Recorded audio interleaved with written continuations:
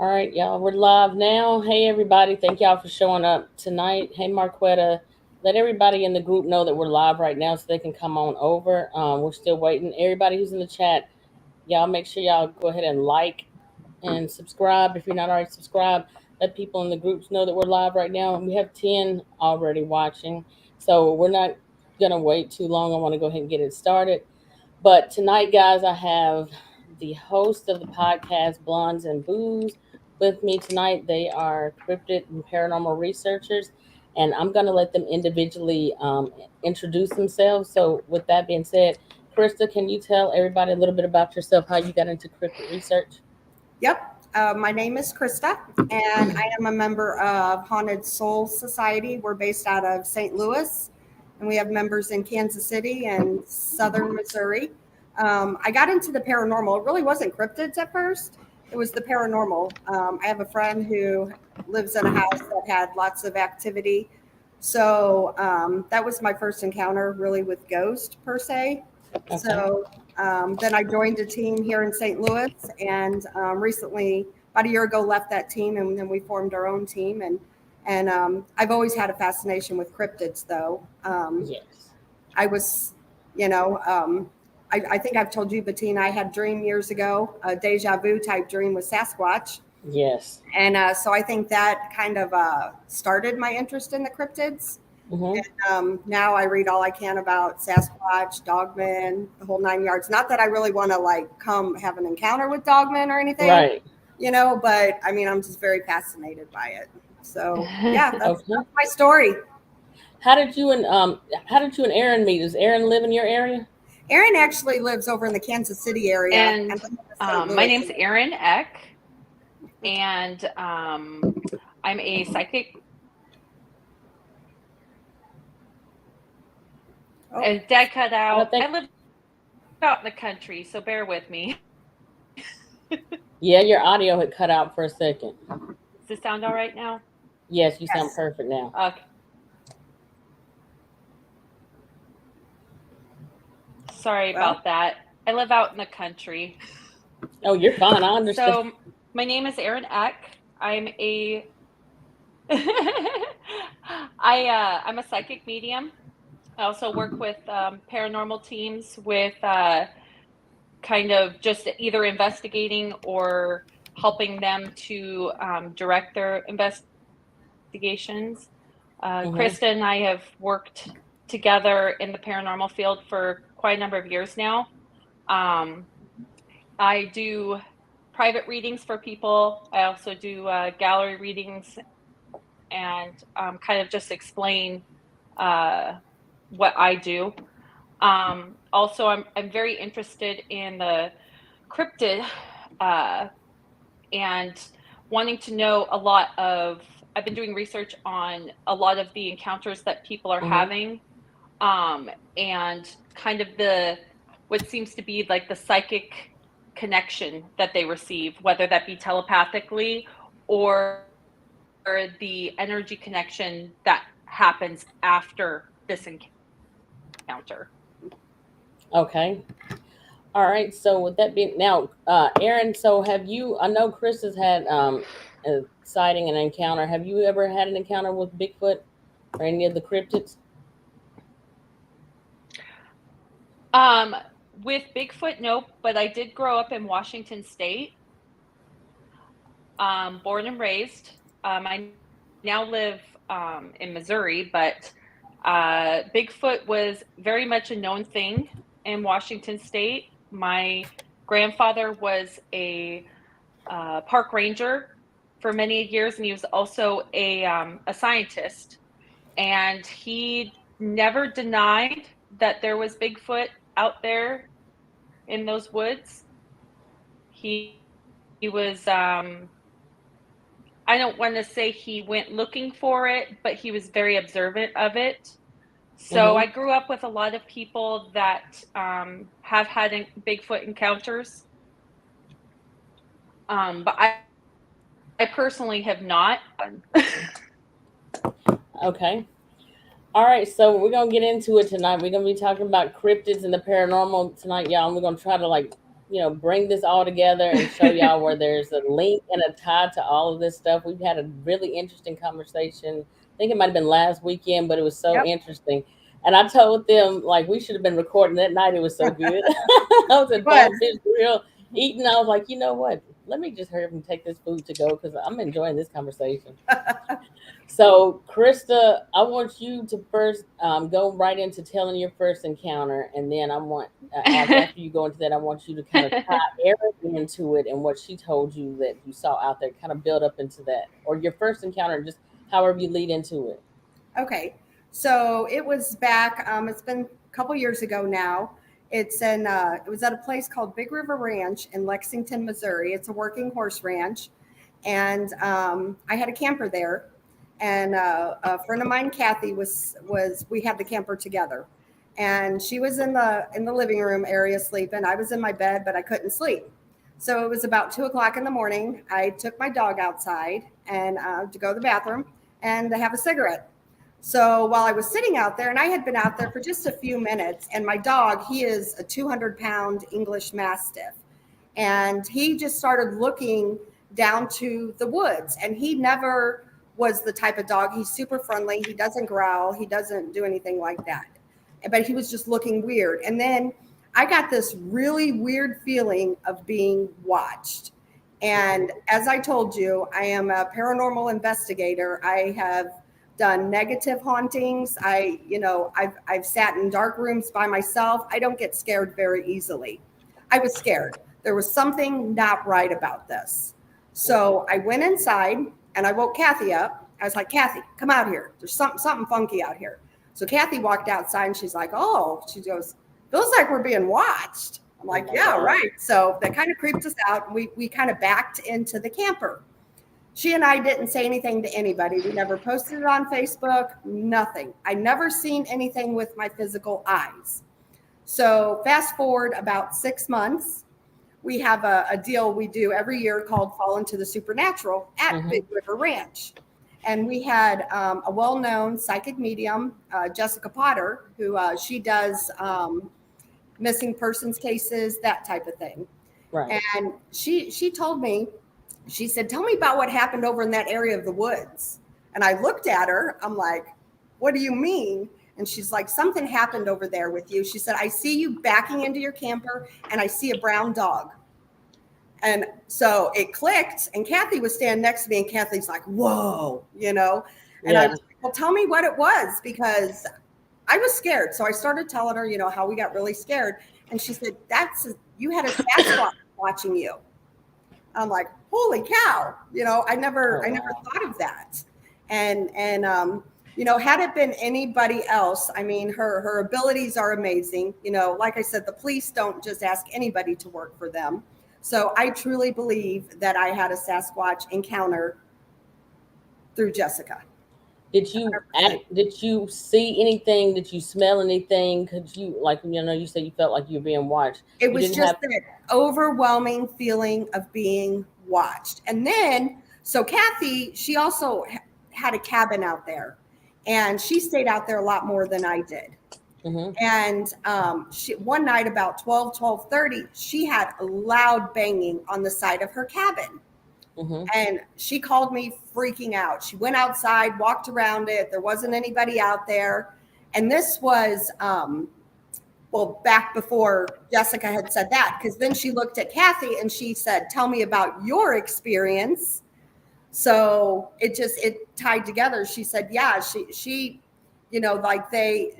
it was a Sasquatch that did that to Kathy as well. There's a lot of them out there, and it's on a river bluff along the Missouri River. So it's, as we know, they all follow water, and, plenty of game and stuff out there. So, and I believe, because Kathy didn't see anything, I didn't see anything, this is just my own personal opinion, and I know others believe other things, but since we could not see it, I believe like it was cloaking on both instances myself. Okay. Yeah. Now I kind of agree with you on that, or sometimes there's, like, I like to call them like the masters of disguise. They're so easy they have like so many different ways that they cloak. Sometimes it's just by camouflaging and they blend in so well with the trees, the leaves, the foliage. And I don't know if I mentioned this when we talked before, but a lot of times, a few times I've heard other researchers and stuff like that say, or other podcasters say that sometimes when you're looking at them, they even blend in with the leaves of the tree. They have that green appearance. And I've seen that on some of my pictures, and I've thought that is so weird. Like, how do they do that? Because Right. if you just think of a natural animal like a tree frog or anything else that you see that's like, that blends in so well, chameleons, snakes, a lot of times they'll be right there and you don't see them. Yeah. So when it comes to Sasquatch and Dogman and stuff like that, I feel like that there is something about them that I don't know if to say if they create this force field, but we do know, like I know, and you all both know as well, like they can cloak. Yeah, I fully believe that, because especially Kathy in the cabin, because where her cabin was, it's beside an outdoor riding arena. There's no trees around it. There is nothing. And she literally walked around the whole thing and seen nothing. So I fully believe, it was there and it was just cloaked. Somebody had made a comment right then about Erin. Hold on. That was kind of interesting. Kevin Cloud said the lady on the bottom must have the blood of the Fae. Like me, I can sense it. I can't remember. Did Erin talk? Erin, when we talked on the phone, like, did you talk about the fairies and Fae? Did you bring that up at all? I can't remember.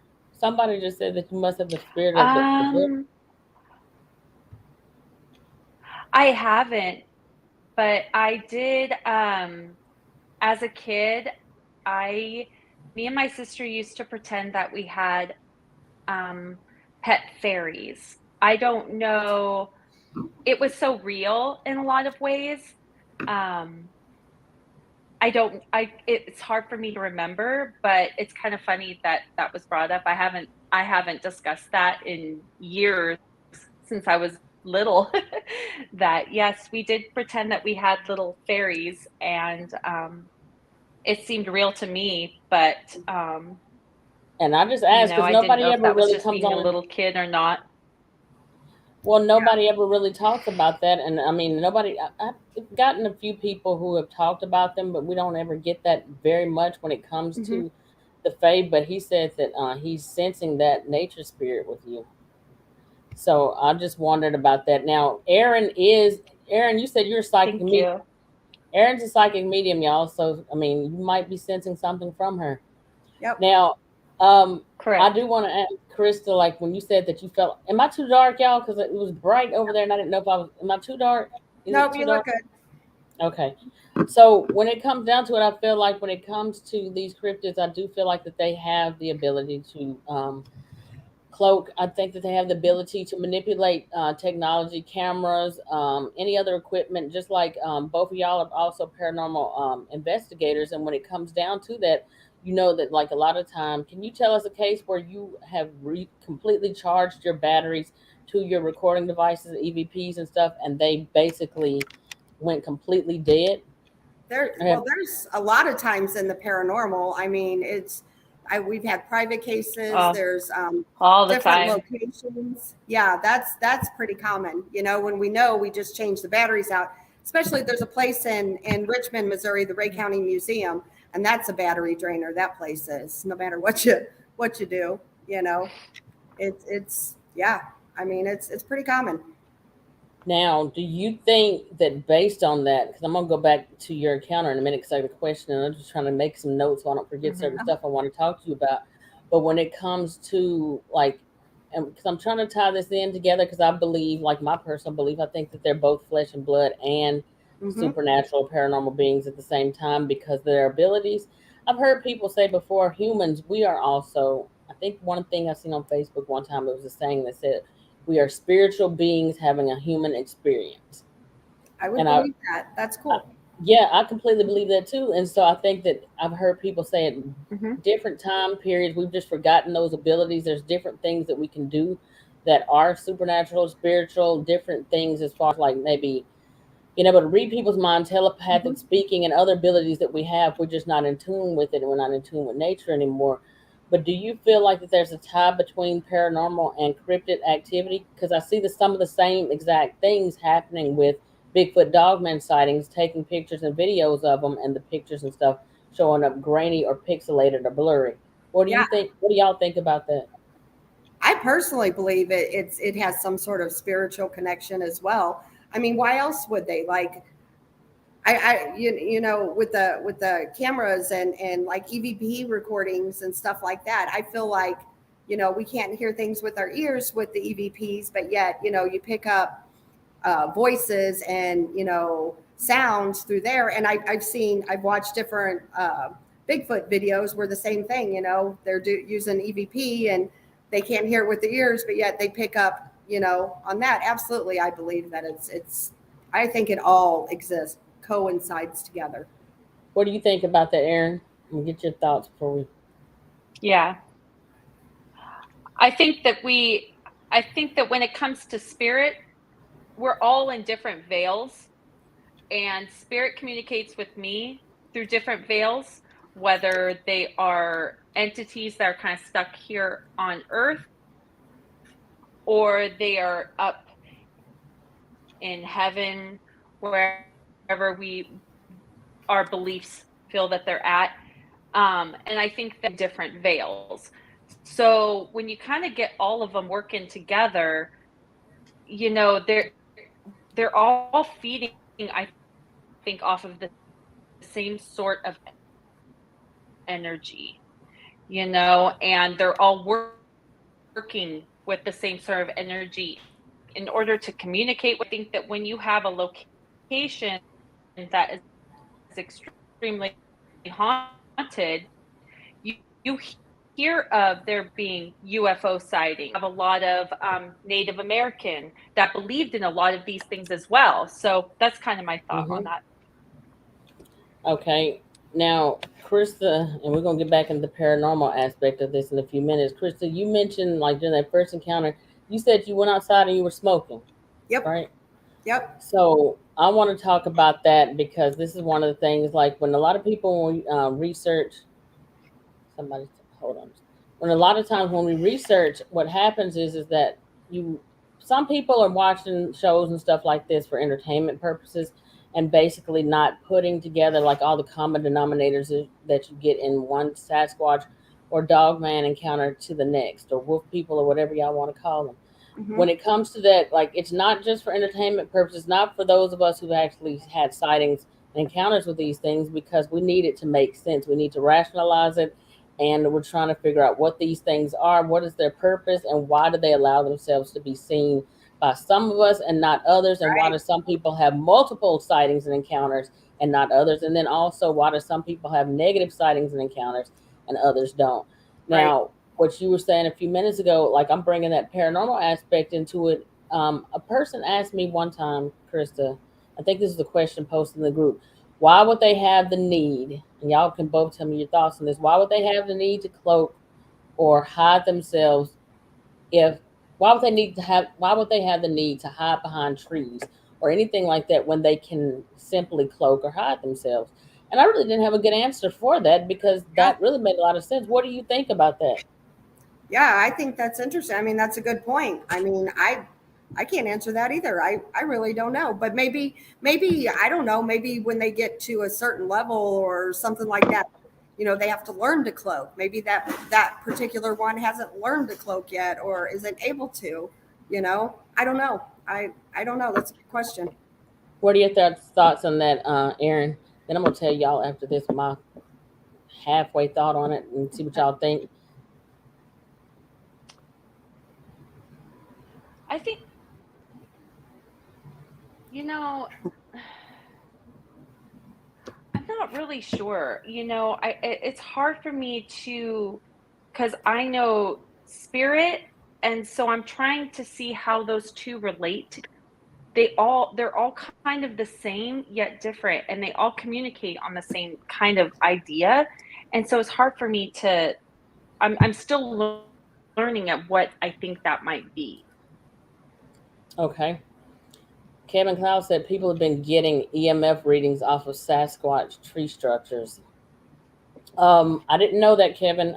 That's very interesting. I can believe it though because I mean, like I said, I think they're paranormal, and I think that the flesh and blood too, because the flesh and blood aspect, y'all, when y'all watch shows and listen to podcasts, don't just listen to it for entertainment purposes, because one day you may actually end up having a sighting for yourself, and it may help you in that situation. I will say that I do believe that they are paranormal. I do know from what I've seen with my own pictures and being out there. I never had that sense of, I don't think I've ever had that sense of dread other than my very first sighting. Yeah. And that was just because, and I already knew about them at the time, but I had that sense of dread and fear because I couldn't believe that I'm looking at something that looks like a werewolf.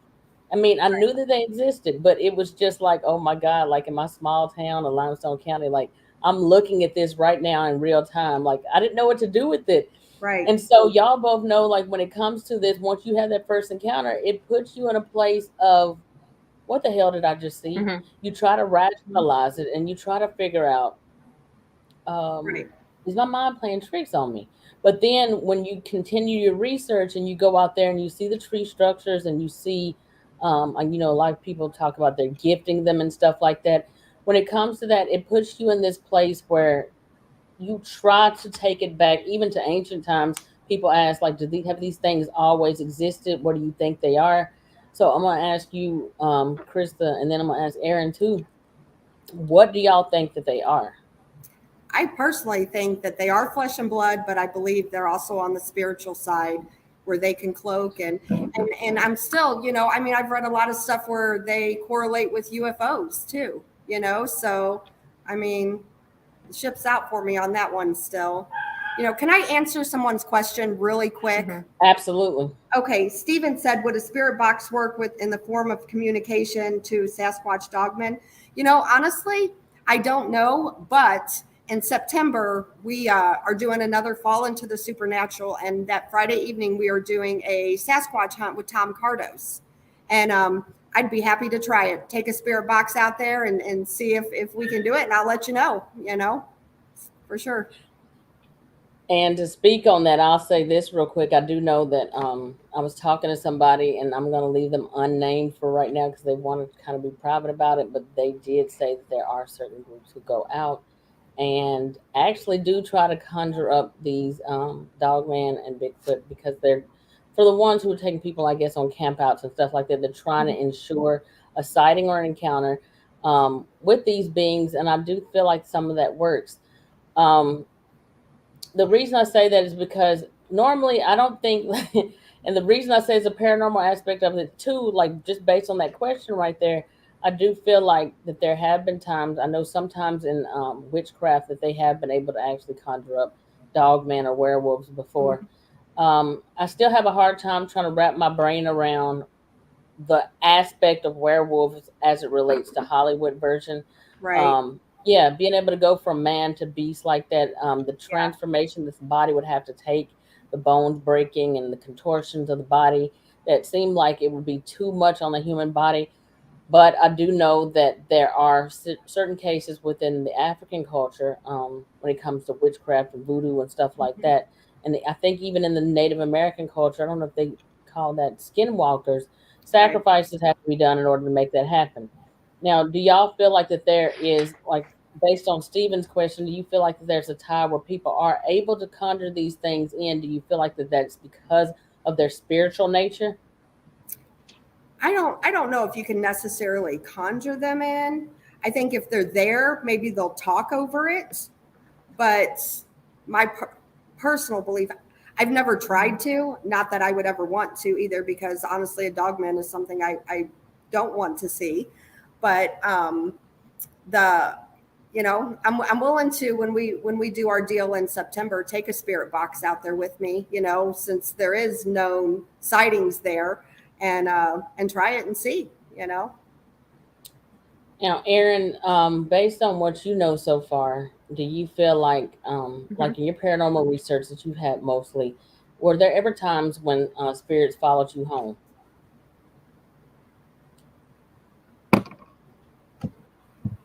I actually have not had anything follow me home.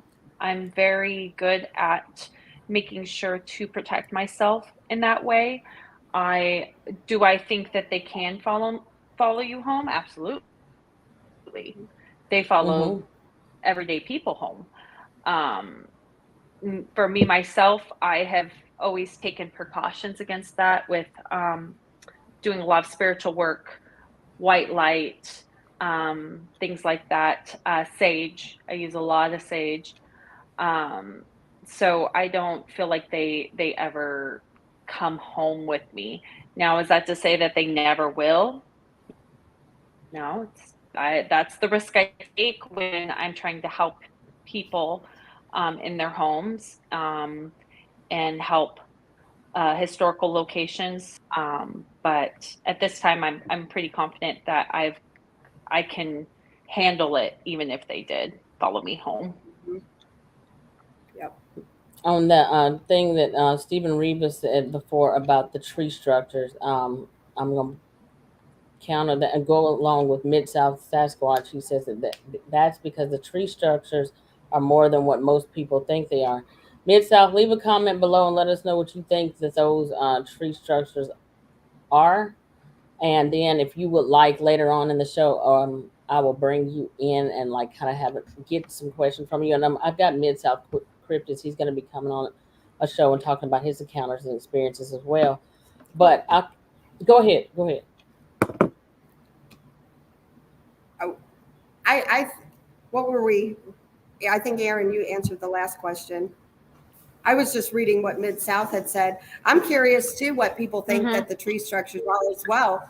I mean, you hear everything from, don't cross this line, or, for, meant for us humans, or it could be meant for another clan of Sasquatch, or maybe it's a Sasquatch telling dogman, this is our area. I don't know. Okay, now my theory, I might be wrong, and they could be used for several different things. Sometimes I think that they're used for shelters, depending on how detailed or how intricate these structures are. Some of them are kind of open on the sides, or but the ones that are more sturdy, the ones that are more covered, the ones that are taller and bigger and wide enough for families to be inside of them, I think that those are for shelter. For the one, and that's just my theory. I could be completely wrong, y'all, because I've never seen any Sasquatch, but I've seen a structure, and I do have pictures of a structure, and I'll share that in the group again because there's been a lot of people to join in. But I do feel that some of them, I believe, are ground blinds because whenever it comes to them, I think that sometimes they will build them up in an area where they want to make sure that they're not seen, especially if there's not a lot of tree cover, where they're trying to hide themselves from people. Lorna said, would sage oil work for keeping them away? Either one of y'all can. I don't know about Sasquatch or dogman or any type of cryptid. As far as the paranormal, it can. It's all about your belief and what you believe. When I go to a haunted location, I know I'm covered in the blood of Jesus. And nothing can touch me or come home with me. So, I think it's about your belief. So, she could, if she believes that, then maybe so. I don't know though. Mid South Sasquatch said, I wouldn't try that with the spirit box. For one, there's more out there than just Sasquatch and Dogman. There's dimensional entities out there that can attach themselves to you, and you don't want that. What are your thoughts on that, y'all? I mean, Mid South could be correct. I truly don't know. I mean, it's this is all new. I think we're all into wanting answers. So I don't know. I appreciate the heads up for sure. I'm gonna speak on that. I'm gonna write down a little note here, but using spirit boxes, this is just like my thought on it. I don't know because I don't not know enough about it, but I do know that even without the spirit boxes, sometimes just like disembodied spirits that might be out there in the forest. I've heard people say a lot of times there's worse things out there than Bigfoot and Dogman. If that's the case, then those things can come and they can follow you back home, as well as Bigfoot and Sasquatch and Dogman. When it comes to those, I do know that they sometimes follow people home too.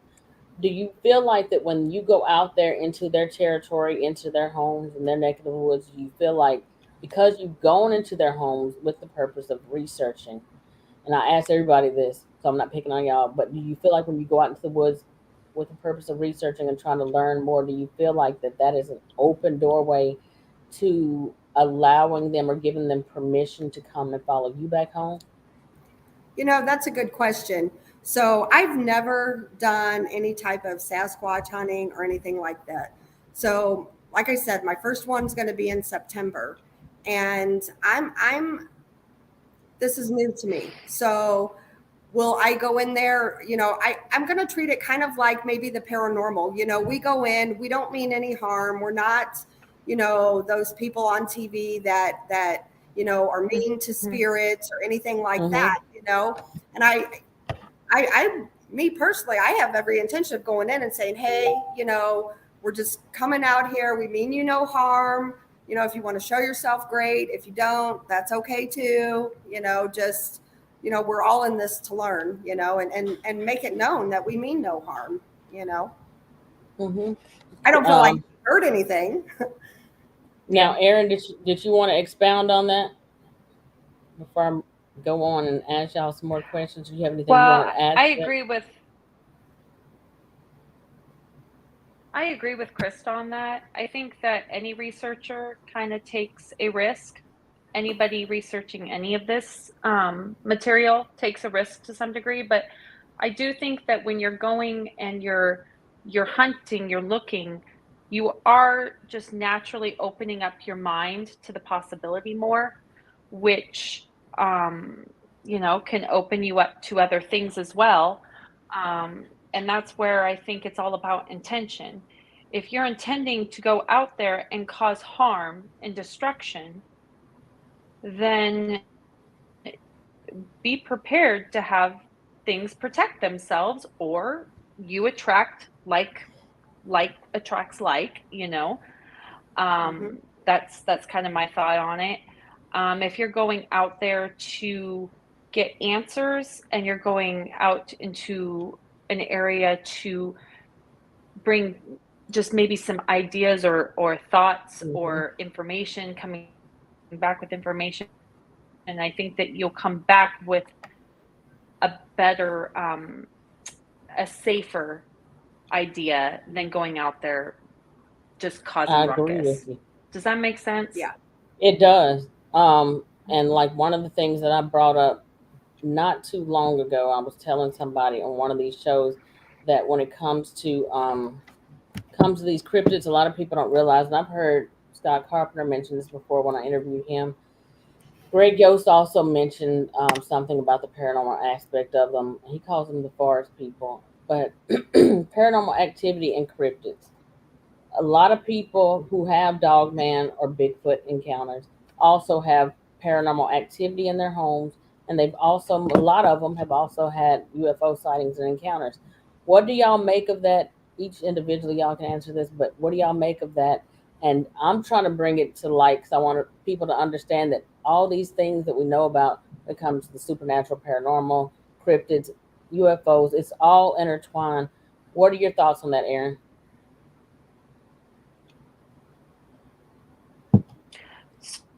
So from what I've kind of researched and seen, a lot of UFO sightings, dogman sightings especially, they will report that there's almost like a telepathic communication.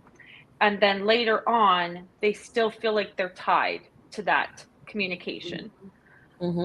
That is very similar to what I experience when I give people readings and just on a daily basis.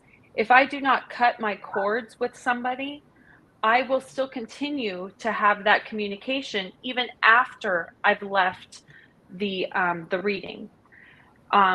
So to me, I think that that's very much similar. I think that you're almost, when you have these encounters, you've opened up a part. You've released something to where you are now able to communicate on that level. While that may be severed later, you still have left that piece open. And then when you're in a home that maybe always had something there, but you now are a little bit of a brighter light in a sense, now you're going to see and notice those things more, or those things are going to attract to you more because your light is bright. They know that you can communicate. You have before, so why wouldn't you now? And so I think that's why people are experiencing more paranormal activity after having these encounters, because they still had that connection with something that opened something up, something that we all have had I believe we all have abilities to some level. Some are just stronger than others. Mm-hmm. And I think that that's a perfect example of when you have a encounter, you've snapped it open. Challen Bogus, you said you're not hearing any audio. For the rest of y'all that's listening right now, do y'all hear us talking? I have my earbuds plugged into the mic and everything like that. Everybody else said audio's good. Challen, check your audio on your media on your YouTube and try to turn that up. And you may even, I don't know if you're using a laptop or if you're using an iPad or whatever you're using, you may have to adjust your audio. I think that's very interesting what you just said, and I think that people need to I'm trying to close that out. People need to realize too that these things you can't rationalize it like you would a normal cat or dog encounter or any other natural animal, because even though that I feel like that they're flesh and blood, and the reason for my belief on that is because we know that they do procreate, we know that they do have pups and they do have offspring, they have been killed, they have killed. We know that they bleed. I mean, they eat. So we know that part, and we know that aspect about them.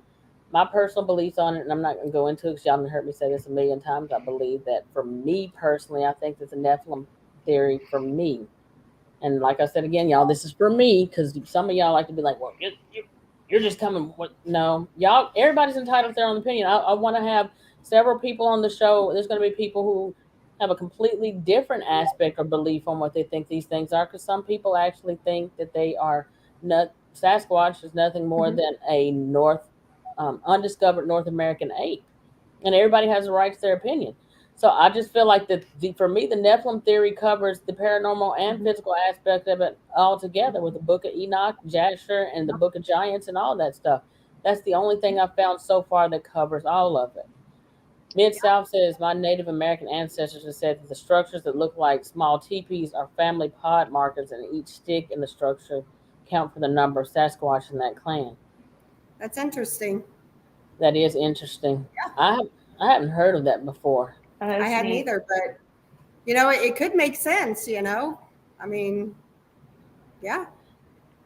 Now, Erin said something very interesting a few minutes ago. Erin, you said that you feel, and this is very interesting because you said that you feel like sometimes in certain people, they can see your light. And I think when we was talking before, I said, I remember like in the African culture, when it comes to talking about evil spirits or dark spirits, like Krista was talking about, that these spirits can see your star, they can see your energy, your aura, and they know who to attach themselves to. And I do you feel like that based on who you are or your energy or whatever you give off, do you feel like that they pick and choose who to show themselves to?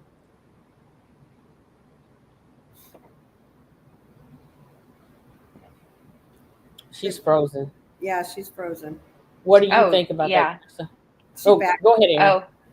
Oh. Did you hear the question? I know she said she. I don't know if she did or not.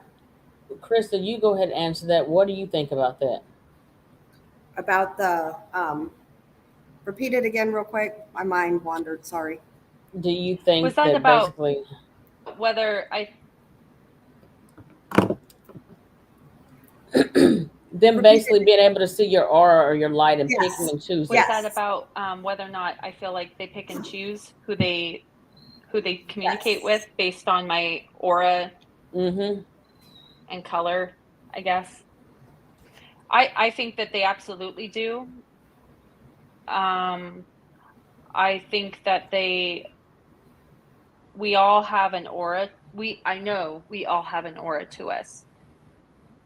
I know that when I see auras on people, people sometimes who have passed and come back, they have a gold hue to them at times. So I think that when they have that gold hue, they're even spirit and things are even more attracted to them. I think elementals are more attracted attracted to them. They just have a different glow to them. And so, yeah, they do pick and choose. I would Okay. believe that too. I think, everybody has a light bulb on their head. And when people choose to, open up their spiritual gifts, I think it gets brighter. And I would see that same thing with cryptids too. They see, hey, maybe this person's a little more open to it. Maybe, why not? I've heard of. Oh, I agree with you. I heard a saying one time that said, "When you go looking into the darkness, or looking into the abyss will be looking back at you." Mhm. And I don't know, and I'm not going to paint a picture that all man or all Sasquatch are negative experiences or that they're all evil, because I don't believe that. I don't know for sure, but I'm gonna say I don't believe that. Some of them could be masters of deception, but I know that the ones that I saw after that first encounter, and even the one that I saw that first night, and I'm gonna address that because Erin had asked me a question when we talked over the weekend, and I can't really tell if she's frozen right now or not. But you remember when we talked, Krista? You remember Erin thought it was interesting the fact that the dog man I saw during my first encounter, when I put up to that curve that night, and I was afraid to do anything other than just look at it. And I started talking, and I said, like, I don't remember if I said it out loud or in my head, but my thought was, please God, don't let that thing walk over here, because sometimes my car door wouldn't lock. And it looked, when I put those high beams on it, it turned around, looked straight into the windshield, looked straight into my eyes. And it basically, I feel it answered my thought, because it spoke into my head. I mean, Yeah. its mouth wasn't moving, it wasn't speaking like where I could see it. So it said, "Oh, it's just you, no big deal." And that's one of the things that you found interesting, Erin. Can you basically discuss what you felt about that when Krista had told you about that? What made you kind of get into it? Because you wanted to tie it in together with cryptids and paranormal.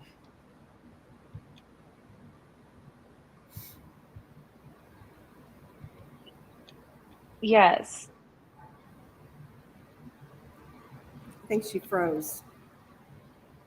Do, okay, she froze up. So,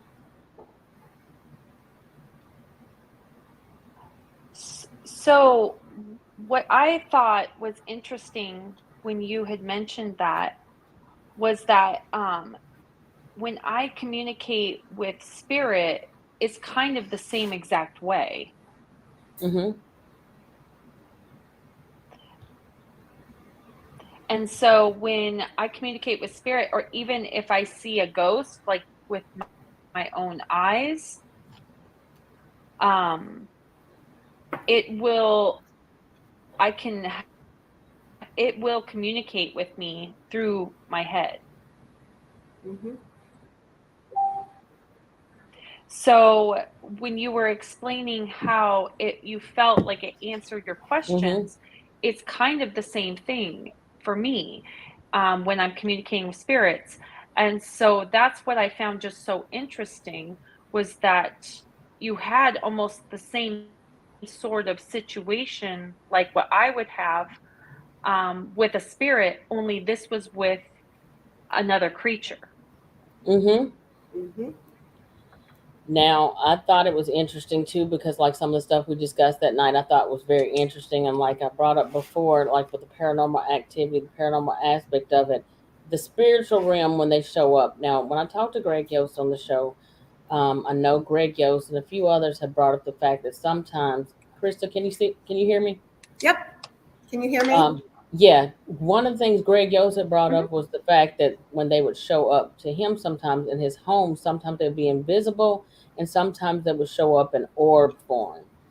What do you think about that? Do you think that that gives more credence to their interdimensional um, side, or do you think that sometimes those are just elemental spirits? What are your thoughts on that? Because I know also in the fact that you research dark hauntings and stuff like that, negative Mm-hmm. hauntings, there's also orbs and stuff seen in the house on those situations also. What do you think about that?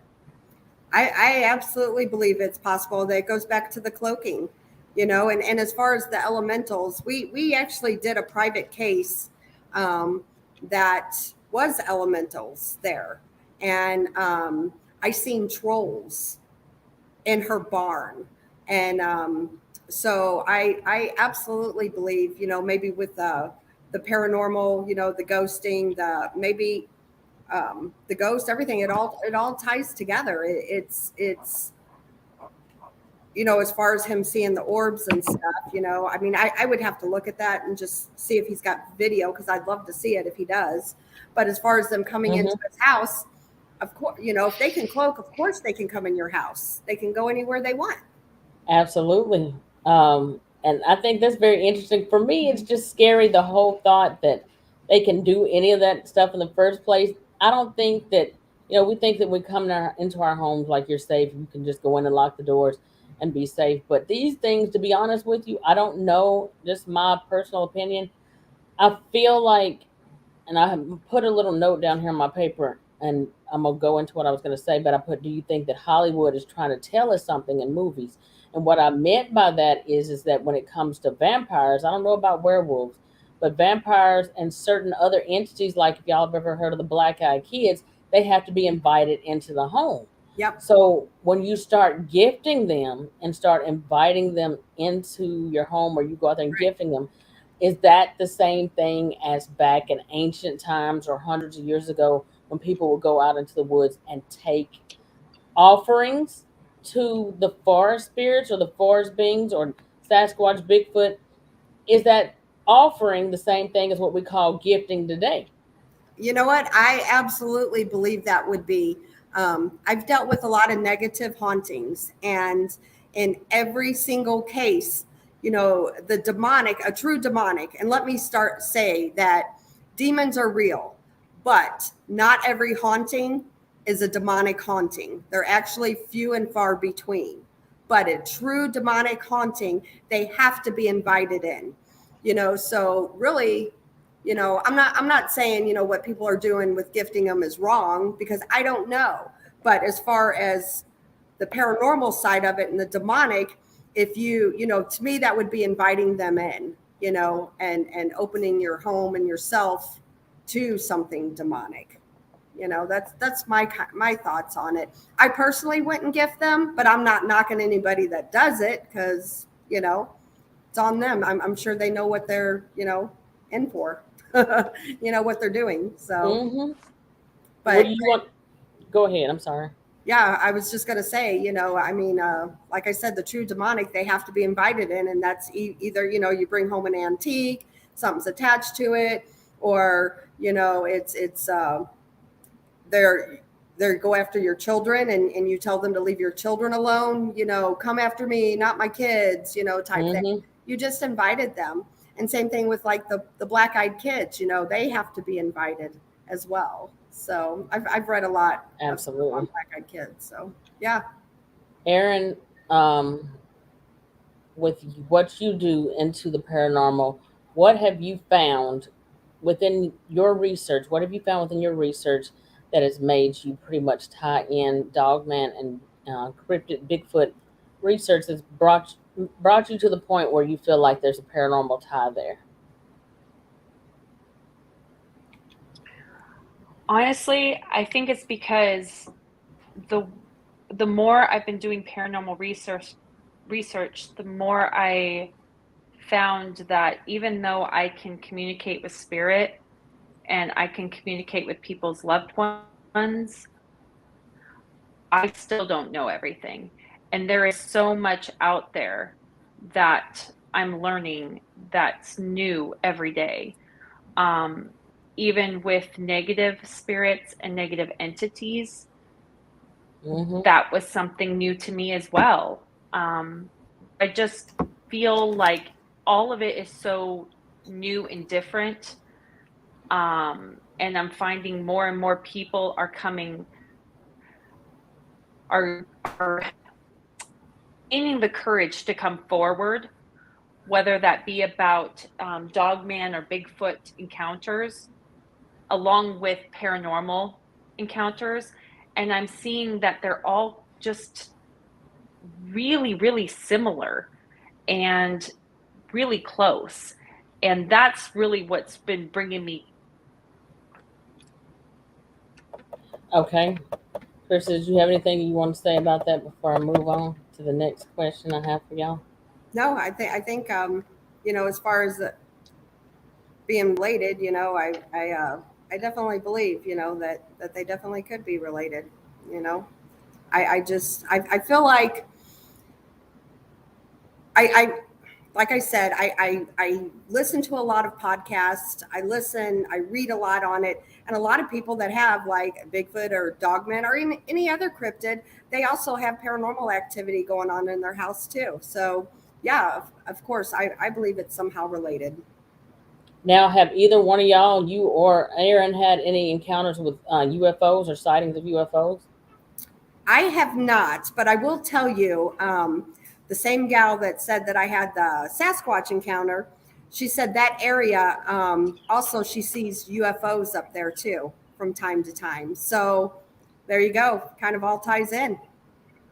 I And agree with you. and the land itself is haunted. It's a Civil War battlefield was there on that land. So I mean, you got a mixture of everything, right there. So. Mm-hmm. I completely agree with you on that. Now, I put a question down here. When I brought up about Hollywood bringing up stuff, and I've always heard back when I was researching the Illuminati and Skull and Bones, secret societies, and stuff like that.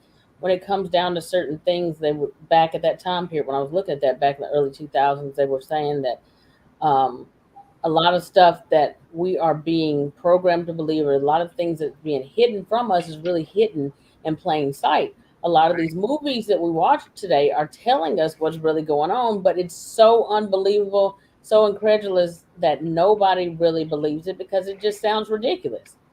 Mm-hmm. Who in their right mind, like, if I hadn't seen it, I mean, I've been always been open, so I don't know if I'm a good candidate for that question, but I've always believed back. If y'all remember back before the internet or any of that stuff was going on back early in the '90s and stuff like that, you had the National Enquirer shows like sightings and unsolved mysteries to go by. And when you looked at stuff like the National Enquirer, it always tried to make fun of it, like aliens. Mm-hmm. They made it a joke out of it. But there's more to our world than what we've been taught. Now, I don't know how I feel about everything. I do feel that I do know that there's certain things that need to be addressed. I don't think that our governments are going to ever come out. I do feel, and y'all can tell me what y'all think on this, but I do feel like that people feel like if they bring in a body for a dogman or Bigfoot, then there's going to be legitimate proof at that point where they're going to admit it to us. Mm-hmm. My thought on it, and then I'll ask you for your thought. My thought on it is that they already have a body of a dogman or Bigfoot. They also have living ones also in their deep underground military bases or whatever facilities they have. They already know that they exist. Erin, what are your thoughts on it? And then Krista, give me your thoughts. Mm-hmm. Oh, I'm sure that they've got something in there. My husband did 24 years in the military, and he said that he knew several people that get shipped out daily to certain locations, and I think that they probably do have something. They know more than they say, a lot more than they say. And that's just kind of my thoughts and my idea on that. What they have, I have no idea. But I think they probably have a living one and probably a body, I would guess. Mhm. They've been doing their research. Well, I think that I do think they have living ones, and that's why when a lot of these cases, when they are called in by people, when there's been a death or when somebody's been attacked, they say that these secret men in black show up or secret alphabet agencies showed up. The police don't know who they are, but for the most part, they know that they don't have any jurisdiction, they don't have any authority at that point. Mhm. Their careers have even been basically threatened. If you want to keep your pension, if you want to keep your job, and us not to pretty much ruin you and have you thrown away in like some mental hospital, you better say that you saw a bear, a deformed bear, Right. or you saw a wolf or dog with mange, and that's it, or a pack of dogs. Mm-hmm. That's getting covered up a lot. And do y'all think, like, when it comes to the missing 411 and the parks and stuff like that?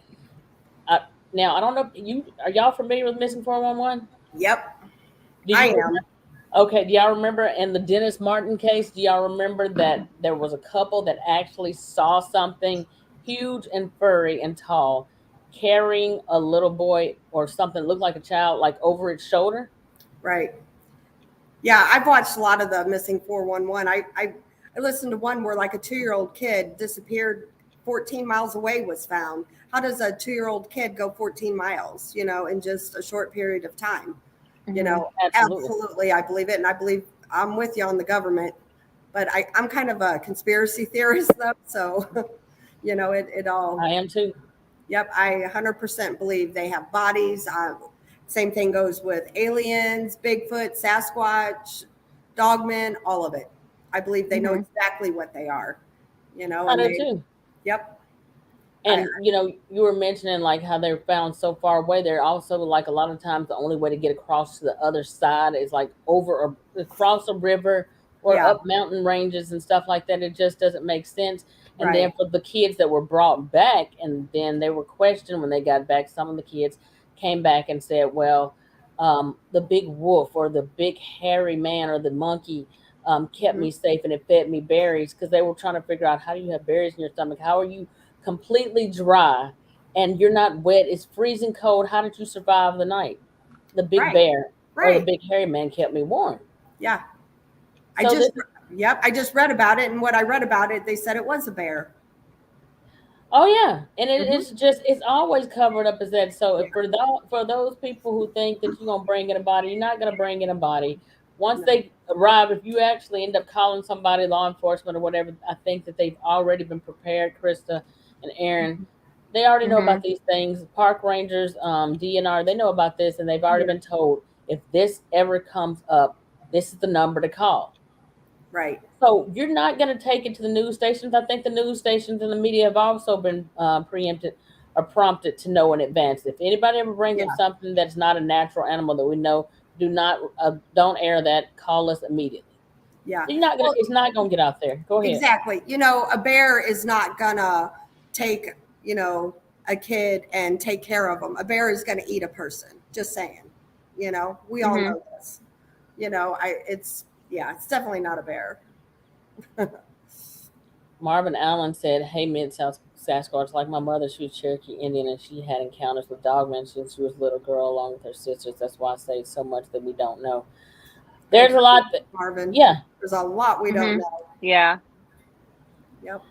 now, but what I will say is that those encounters we were just talking about, like with the missing 411, for the times when kids actually came back and told what they saw, we know there's no way that it's I might be wrong. I mean, because I've seen some videos where animals have actually rescued other animals and rescued humans in different situations. But for one, in a lot of these cases, when it's really cold and it's in the wintertime, bears are in hibernation. Hmm. Right. So they're not even out there. So that's my thought on that. A big wolf or a dog, it fed you berries. That sounds like something with hands that was able to actually feed you and take you to some shelter somewhere and keep you covered. Then you also got the aspect where when they bring in search dogs and stuff like that, the dogs will get to a certain point and they don't want to go any further. What do you think about that? I think the dogs are picking up on something that they're not used to smelling. They're not trained to Right. smell, and it scares them. Right. Yeah. Well, if you look at the Bigfoot and dogman aspect of it, cryptids, when people who've been out there hunting or camping with their dogs, the dog is like laid up in the crate or in the truck and it won't get out of the bed of the truck, or it's kind of shielded, or even Mhm. ones when they come to their homes, they're terrified and they don't want to come out. And Well, you now, know what? That is so true because when I had my encounter, my dog he loves everybody and he was standing and he mhm, was growling. The dog, he doesn't growl.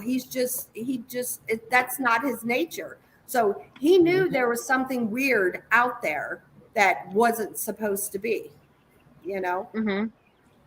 Yeah, what you got anything to say about that, Erin? Yeah, I 100% agree. I think that dogs, one, they can sense things that we can't see. They can sense energy. Hmm. Cats can do that. All animals can. Hmm. I'd mentioned earlier that I live way out in the country. That's why I had to move earlier. I was like, okay, I know where 5G is in my house. So I had to move my little self over. But Oh, I've had absolutely.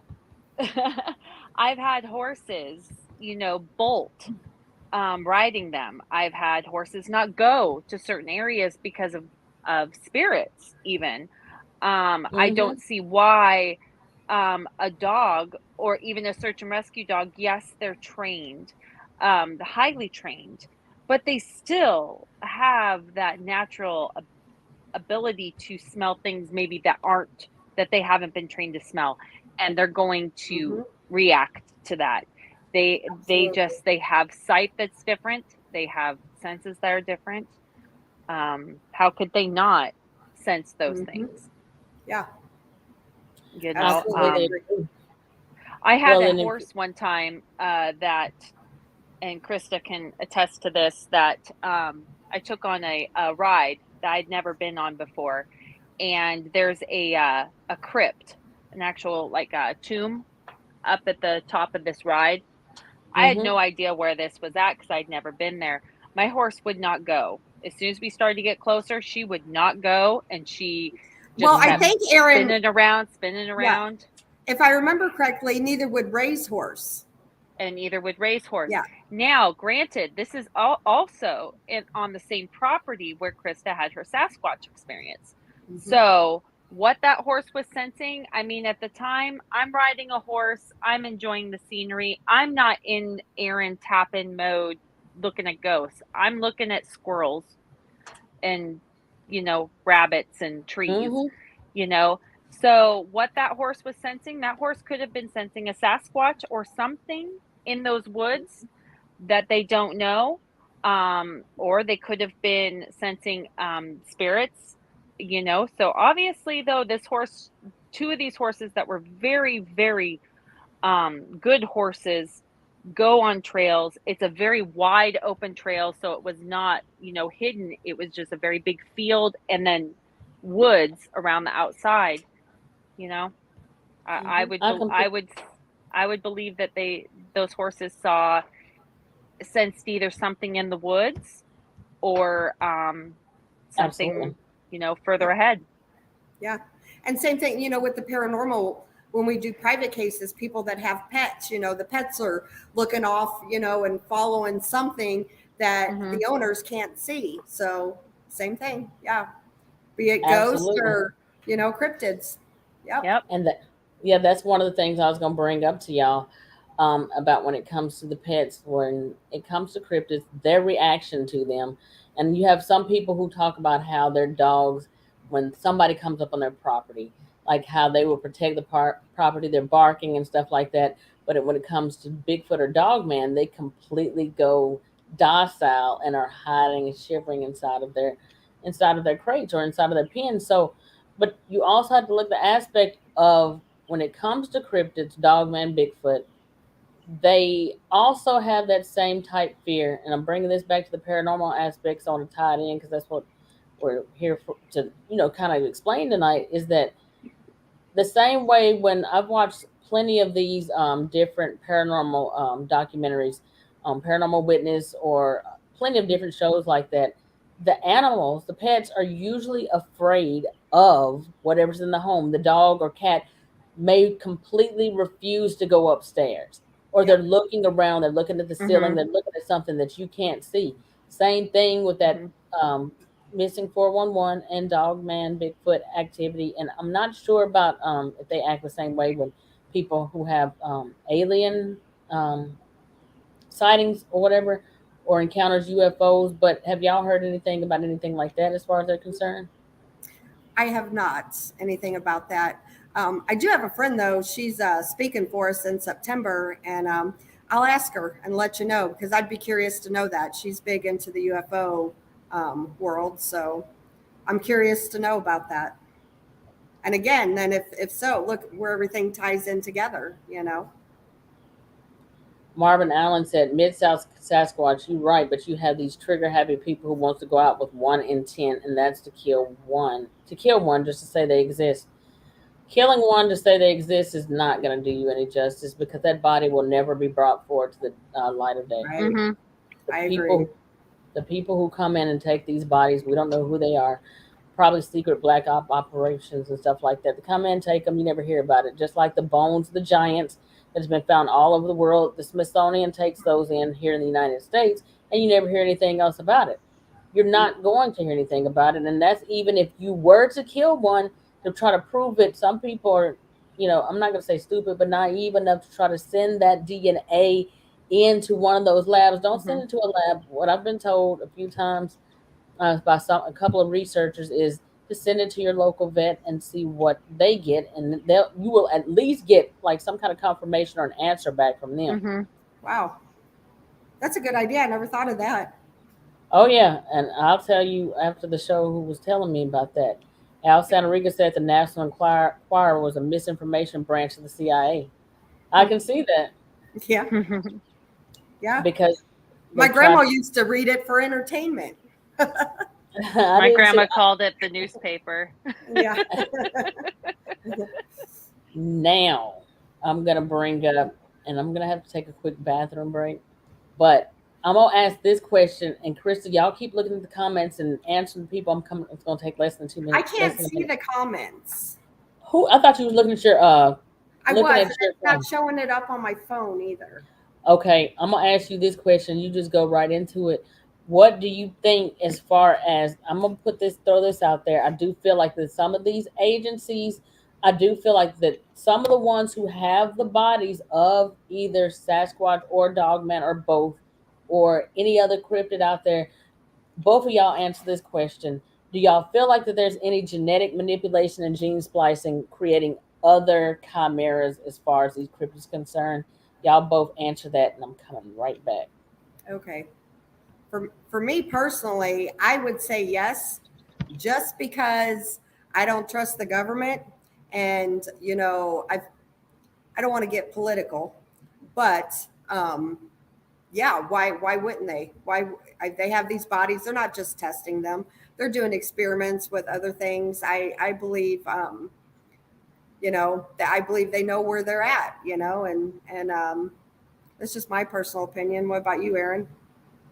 Well, I think that they probably, I mean, if they have bodies and they have ones alive and that are past, I mean, why wouldn't they? I mean, are they're genetically doing things to the human race as it is, so Right. why would they not do it to something that they don't understand? Wanting to know if they can, um, combine two together. I mean, we've freaking done it with pets. Well, look, I mean, we. the government has cloned things, like sheep or whatever, Oh yeah, there's So been why all couldn't sorts they? of, they've done all sorts of stuff like that. Right. With people, that Yeah. they've had to put the kibosh on that many a times with, genetics, making, that race and everything. They've done all sorts of things like that. Hmm. They've even gotten into what they call designer babies, where you can, pick what sex, what hair color, all these things. You Mm-hmm. can pick everything about your child and have it then implanted into you. I mean, if they can go to that extent, how could they? I mean, what would stop them from that? Right. Well, I I mean, agree. there's so many capabilities. Yes. Now, do y'all think that when it comes to this stuff, do you think that they're ever going to end up coming out and telling people that these things actually exist? Or do you think Oh that's going to be no, another 20 years down the road? I don't. I don't believe. no, I don't they'll believe shove it you. under the rug. Yep. Yep. I don't think it'll ever come out. I Why do think you they'll think lose. there's Go I ahead, think I'm they'll sorry. lose a lot of money. Like all these parks, and they rely on that revenue, and they'll lose all of that. If this comes out saying, "Hey, there's dogmen here at such and such park," I wouldn't want to go willingly camping in a tent and pay my $25 a night to do that. You know, Absolutely. Hmm. yeah, for Now, sure. I just think that when it comes to it, they already know that they exist. There's no need for those of us who've had encounters and sightings. Keep putting your information out there, pictures, videos, because at the end of the day, like and I'm gonna bring this up because you know both of y'all already know y'all are in groups and you have your own podcast. Y'all already know that when it comes to cryptids and the paranormal, there's a lot of infighting when it comes to this. A lot of, I don't know what you call it, competition, like different beliefs and stuff like that. And a lot of times we want to bring up how the powers that be, these secret agencies and stuff like that, are the biggest cause from keeping us from learning about these things. But I think that a lot of times we are our own worst enemies, us who are podcasters, founders of groups, podcasts, all that kind of stuff. We're our own worst enemies because when we do that, you're putting these cryptids in a box. Mm-hmm. You put them in a box, and then whoever is a diehard follower of you, then you putting them into the space where their mind can only grasp what you're telling them, and if they believe it to that extent, then there's still going to be questions in their mind for the simple aspect. If you're only flesh and blood, then okay, well, this doesn't answer. If that particular member or subscriber, they follow you and they believe straight up, because I don't want anybody to believe what I say. Don't believe my just what I say. That's my theory from Right. what I've seen. Right. But you are putting your person who is a subscriber to you in a box to a point where they have to figure out, okay, well, I believe you because I respect you as a researcher and a podcaster, and I think you know more than I do. So, but you still haven't answered the other aspects of why Mm-hmm. when a dogman Mhm. or a Bigfoot and you got their prints and they're walking across the snow or mud, and then all of a sudden, out of nowhere, those prints completely disappear. They're just not Right. there. There's no tree Right. for them to jump in or anything like that. So did it just levitate? Did Right. it cross over into another dimension? Where did So it go? Yeah. exactly. Right. So Mm-hmm. people need to keep that in mind too. So it's just like if I were to be of that whole belief, because I'm rational minded and I can't believe that something like that, a paranormal, supernatural to that degree exists, then I'd still have to question myself because it doesn't answer this aspect. And how do they know what a cell phone is? Your dog doesn't know what a cell phone is. Right. A cat don't know what a cell phone is. When was the last time you called out to Fido or Butch or whatever and called out to him, and then all of a sudden he went to hide behind the couch and then disappeared. You went over there and looked behind the couch. He ain't there. That ain't Right. ever happened. Nope. And if it was a ghost dog. I'm just saying, like people don't use common sense when it comes to this stuff anymore. And some stuff, I'm not gonna say it's simple or easy, and I'm not gonna say that we're gonna ever have all the answers, but you cannot put these things in a box because it's supernatural too. Right. Right. Right. And as far as like, you were talking about the arguing and stuff between people, it's like that in the paranormal world too. And we call it paradrama. We're Oh gosh. we are anti-paradrama. We're all Yep. about para unity. We're all in it for the same reason. We all want the same answers. And I feel like the cryptid world, is the same way. Everybody wants the same answers. We're all looking for the same thing. Just learn to love one another and get along. And just because I might not have your same opinion, but I'm not going to knock you. We can have a decent conversation about it, Mhm. and that's how I feel about the paranormal world. Yep. Yep. I agree with you. Man of Light said, I think that the government doesn't want us to know about Bigfoot or Dogman is because if we're friends with one, I believe we can know the secret that the government is hiding. Don't forget, both can go into, I think he's saying stealth mode. Stealth mode. Stealth mode. Yeah. Greg, what is stealth mode? You tell us what is stealth mode. Now, Krista, Erin, I'm gonna ask you first. What do you think is the reason that when it comes to these cryptids, why do you think that a lot of these pictures show up blurry? Because it just doesn't happen with like the average regular person that's not a researcher. It happens with everybody. What are your thoughts on that? I think it's probably very close to why, when we take photos of hauntings, they end up blurry. I think that it has to do with the energy field. I feel like it has to do with maybe the veil that it's intertwining with. Um, it could be the person doing it. But I really believe that there has to be something where there's some sort of energy field that's not allowing it. Photography is not, it's not, it's a great invention, but you know, there are mistakes. There's lighting effects and things like that where we capture mistakes all the time, even as a paranormal researcher, where it's like, oh, Hmm. okay, I see where they're That's not an orb, that's a car driving up the road. You'll catch mistakes. I think though that there's something when there was no mistakes, but the camera is just not picking it up, and also it's making a perfect picture, but there's just areas that are blurry and not able to focus in. There has to be something with that. I think that you're catching something in the energy field because those cameras are sensitive. That's my thoughts on that. Yep, I would agree. I would agree. The energy field, or they're cloaking. Somehow they know. It's a phone or a camera. No, they don't want their picture taken. They don't want video taken. Because again, I think it all goes back to the government. Well, and two, how many times have we taken pictures of ghosts that you're just taking a picture down a hallway? We're not seeing anything with our eyes, but then we take a picture and there's a full apparition there. Yeah. Who's to say that that's not almost a form of cloaking in a sense?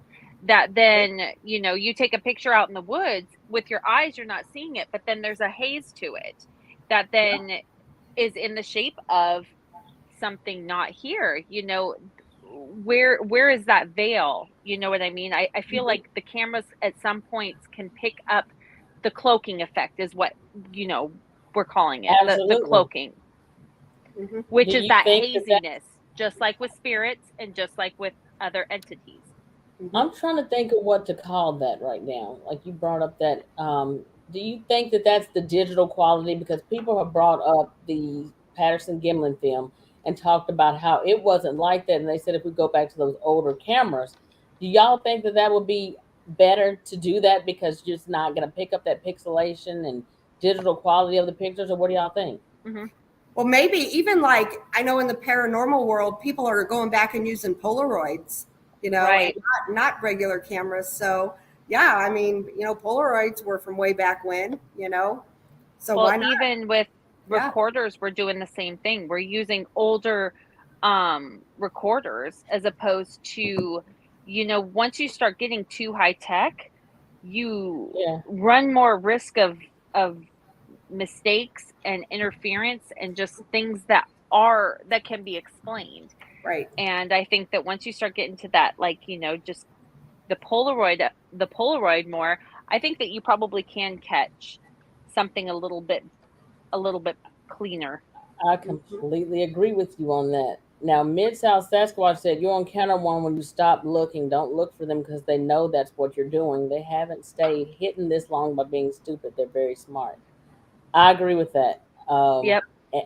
And what I wanted to say on that is, if y'all are familiar with Scott Carpenter and a few other ones too, when they got these GoPro cameras or the back facing cameras, or even people who take their cell phones and record behind them, they tend to show themselves more at those moments to people who they think are not watching. What do you think about that? Yeah. Why wouldn't they? I mean, because they don't think you're watching. Yeah. I mean, it totally makes sense. My thing is, the night that I was outside and had my encounter, I was scared. And literally, ghosts don't scare me. I have dealt with some bad stuff in the spiritual world. And was I scared? Yeah, but not like that night. I was scared, like where I went inside, and Erin can attest. I mean, I don't run off like a little girl. And this night I did. I went inside.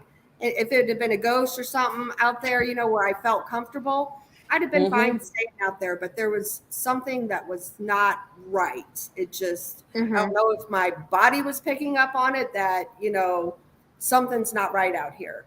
I've been in rooms and I've been watched by ghosts. That doesn't scare me, so it was different. It was definitely different. And I was scared. Right. I'll admit it. I was scared.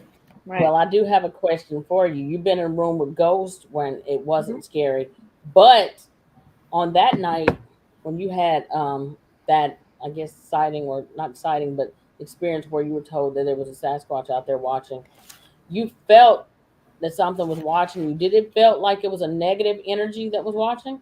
Did Absolutely. it feel evil? It did. And that's what like really bogged my mind, because again, I don't get scared for this stuff, but it just, I was truly scared. I was more scared sitting outside at a table smoking my cigarette with my dog than I am sitting in a house that has not necessarily a demonic entity, but a negative entity. Yeah, I was scared. Now, do you Something, think that something there's was a off. do y'all think that there's a possibility? I've heard people say, I brought this up earlier, there's things out there that's worse than demons.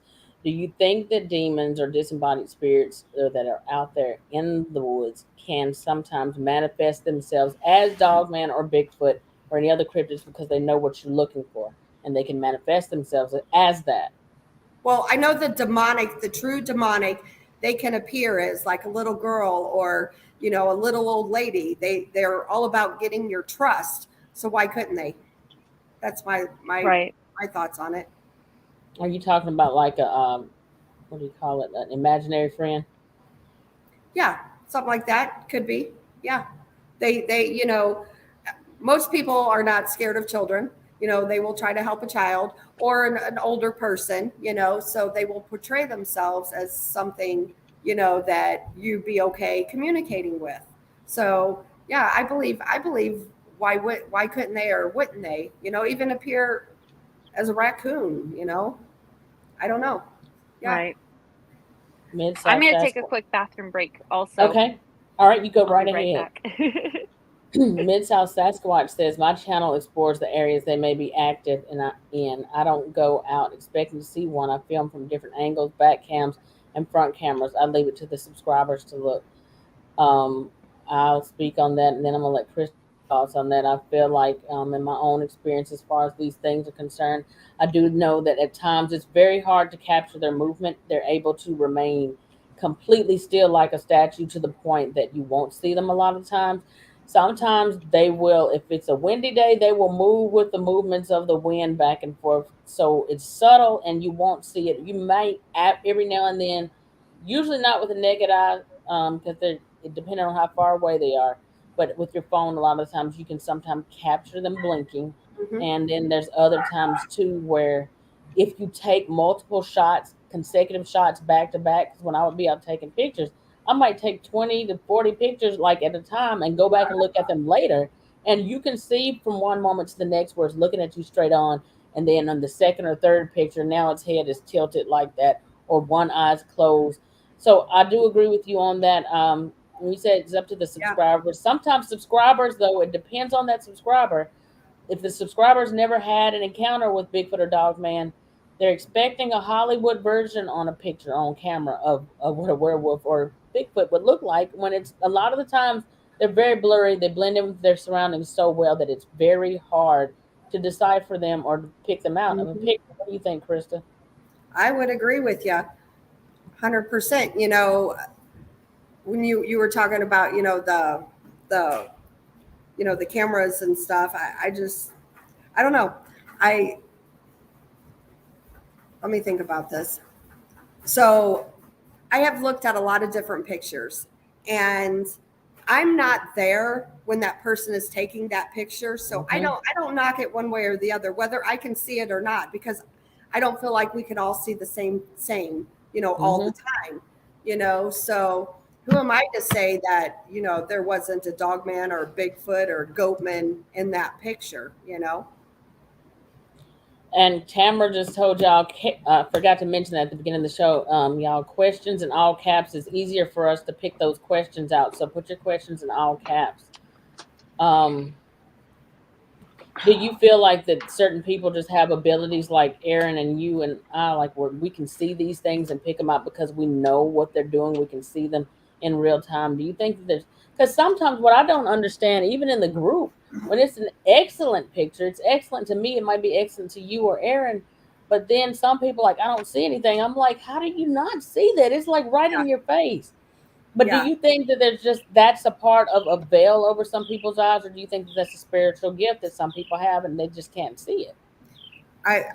Yeah, I absolutely. Or, they just, you're always going to have the haters too. It Hmm. could be, Well, and just I something think like that. people see just different things too. I mean, they'll see what they want to. Sometimes, just like people will make out faces and objects and whatnot. We Mhm. sometimes will make out things. Mhm. That's just psychologically we do that.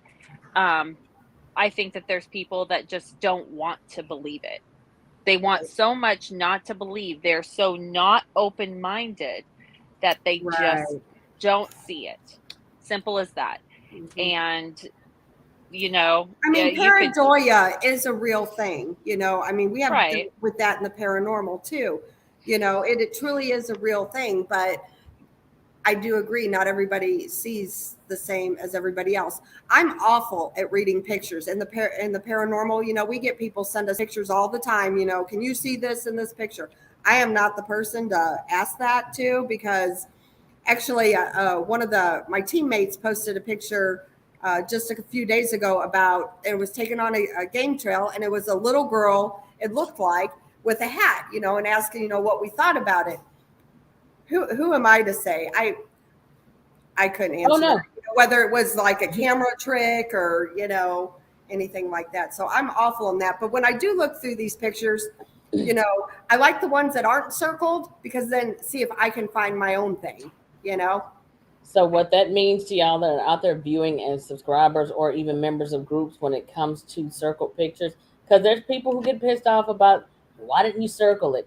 Number one, when it comes to pictures, send the original without the circles, send the one with the circles, send a before and after, and Yeah. also put a description above the post before you post it, because otherwise don't just assume that everybody's going to know what you're showing, because everybody cannot see what you see.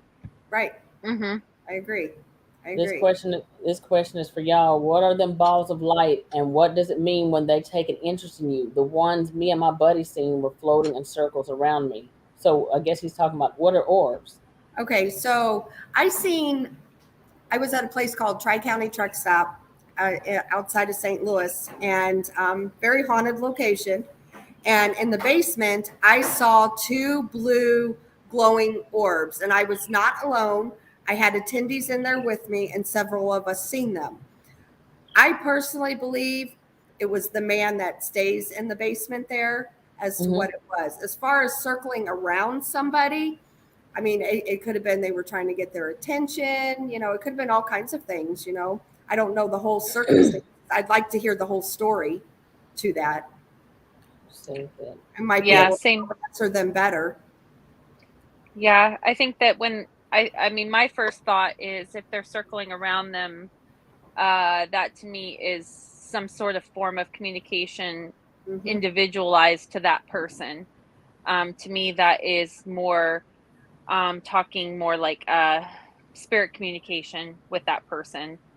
I also think that it could be something in the Native American realm of things. It could be where you're at. If you're out in the woods and you're in a very sacred area, you could be Native American.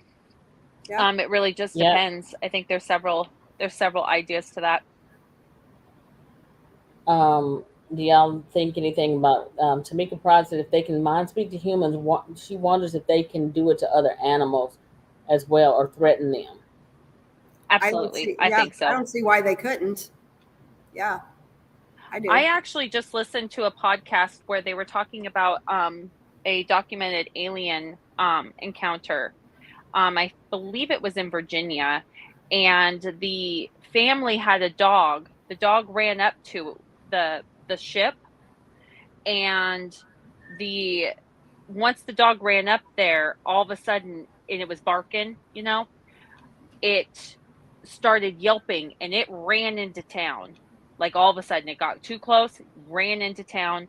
And actually, that dog later that day, they had got taken it to the vet and it died of what they said it was almost like a mustard gas. It would be like the same sort of thing, um, Oh, passed away.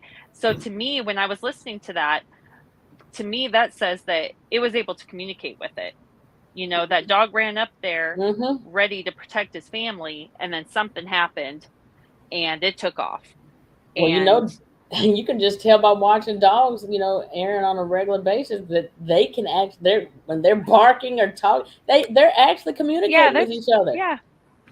Oh yeah. I have a little Yorkie that tells Yeah. me 5 times a day about how she wants a flipping cookie. I mean, like, Yes, that's just what they do. that's hilarious. I love that. Yeah, my dog does that same thing. So I mean, they communicate. If they can communicate with me, I'm sure that they could communicate with something else, and I'm sure that something else could tell them that there's something, to get going. I agree with you. Like I said, y'all looking at animals like they're just, I mean, I don't know. Like, I don't think that they're like they are animalistic in behavior, but I also think that they have way more going on than that because animals know that when it comes to these creatures, I've heard where people said dogs will actually like roll over on their backs, on their belly, or submit, or just crouch down in like that submissive stance because they know that these things are around and they're terrified of them. Mm-hmm. Yeah. Yeah. I Yep. think Al Santoriga had a question. I wanted to cover that.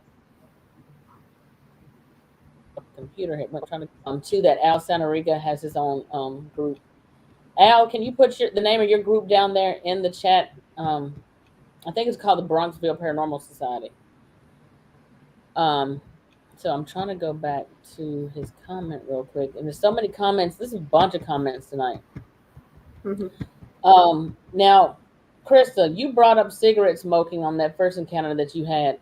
Do you think that there's a tie between cigarette smoking and encounters? And the reason I ask that is because I've heard it said quite a few times now that when it comes to tobacco, it is one of those things, tobacco and perfume or incense, it's one of those things that draws in Bigfoot or Dogman. What are your thoughts on that?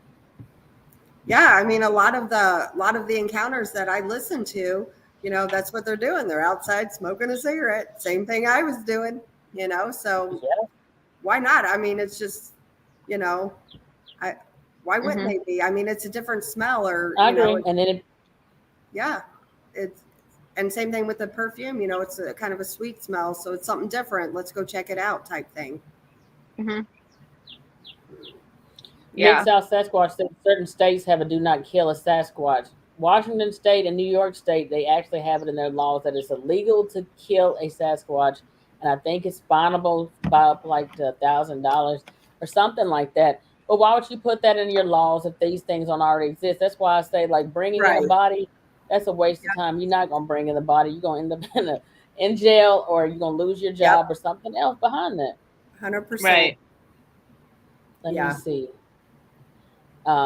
Eddie said, okay, so Al Santoriga said, Eddie, there's a good reason for the secrecy. Eddie was wondering earlier in the comments why there's a secrecy as far as these cryptids concerned. Well, why is there secrecy to a lot of stuff?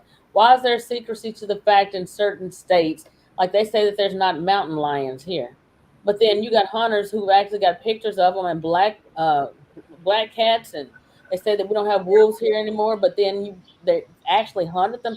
So for whatever reason they lie about this stuff, they do lie about it. They don't want it out there for whatever reason. Some of these animals like that, they're probably actually releasing out into the wild to kill off certain populations of other critters, but at the same time, they're just not going to come to the light and the truth about it. There's other countries when it comes to aliens and UFOs that are more open to talking about these things and showing it within their government than our government is. There's a cover up. We just don't know why. Right. Mm-hmm. And I fully believe, that I think it was President Eisenhower signed a treaty with the aliens. I've watched a lot of and listened to a lot of podcasts on that. I 100% believe it, like where, they could abduct a certain amount of people, from us, and then, vice versa, trade for technology or something. Absolutely.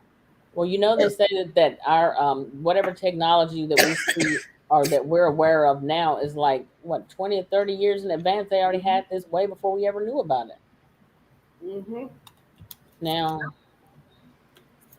Michelle M said stealth mode, invisibility, remote viewing, being able to transport themselves.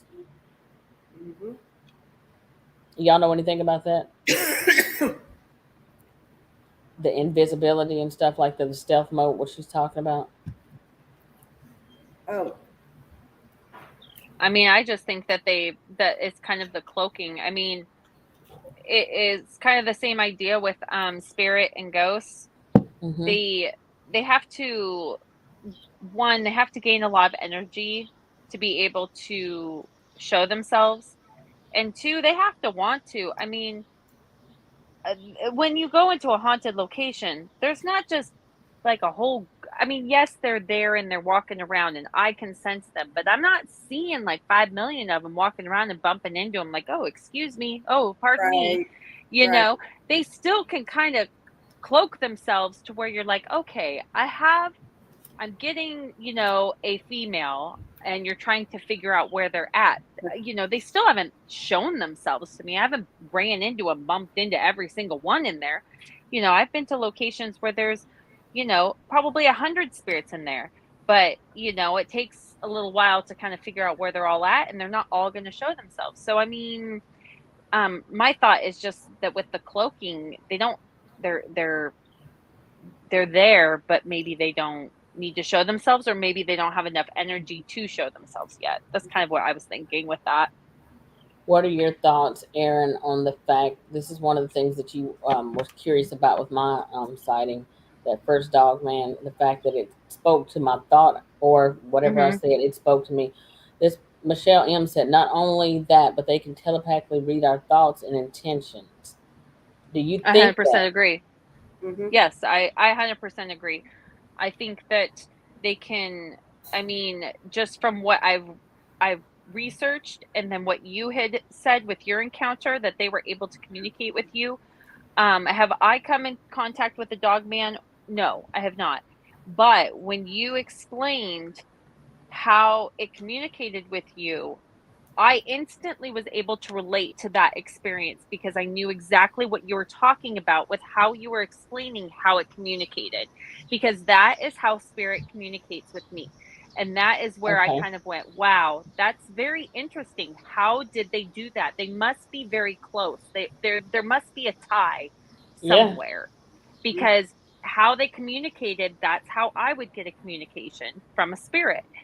And that's, there has to be something. They're There's a telepathically correlation there. talking. Yep. And and even just with, I think, just with animals, they don't have to bark at each other, but they can Mm-hmm. communicate. I know that I can look at one of my dogs, or my horse, and I can tell just by them just standing there. I know what's going on, you know, and Absolutely.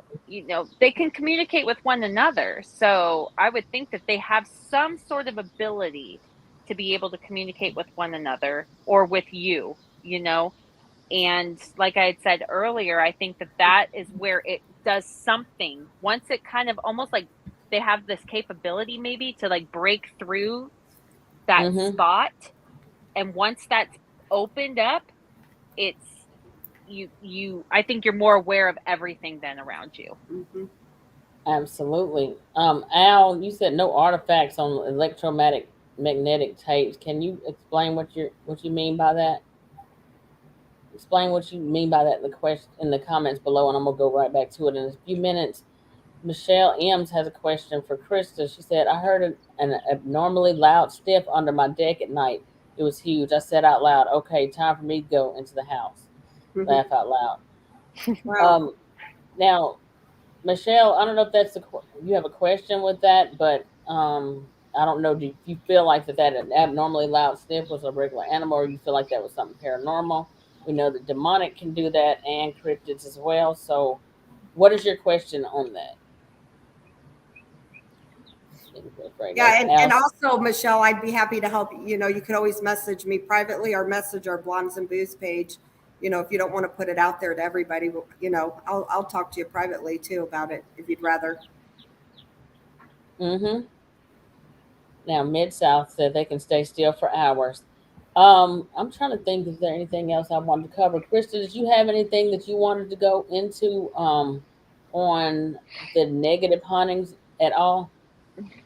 I mean, just as far as negative, like I said, they're Or we the. can bring that up on another show if you want to keep it about cryptids on this one. Let's just keep it on cryptids on this one. Okay, I got something else for y'all. Spiritual encrypted encounters, y'all. Very true, brother Al. They can mimic voices and manifest to our fears. They know our thoughts. That's why it's important to maintain a love foundation always. Prayer is important. Do y'all think that they can mimic voices and manifest to our fears? I think I agree with that part of what he's saying. I mean, I know that I like the in the paranormal world they can, yes. and and it kind of, again, it all ties together. So we've been in haunted locations, and we'll ask questions, and we'll be like, can you say someone's name or something, and then someone's name pops up, and so how does it know all these people's names and stuff? So I think it's the same thing with like these cryptids, they know more than what they're supposed to, and how they do, Mm-hmm. I don't know. I It think all that, Mm-hmm. ties together. Chris, I think this question is for you. Did you pick up a message or an intention from the Bigfoot that was watching you? I did it. I was just scared, so, and that's honestly, I didn't even know that's what it was at that time, so had I known, maybe, but like I said, Yes. I was not comfortable, and I was truly scared. So maybe it was a negative Sasquatch. I don't know, but it just wasn't right. Michelle M said, B Moss, do you have any suggestions on how to see them clear? I'm open and heart centered, no encounters yet.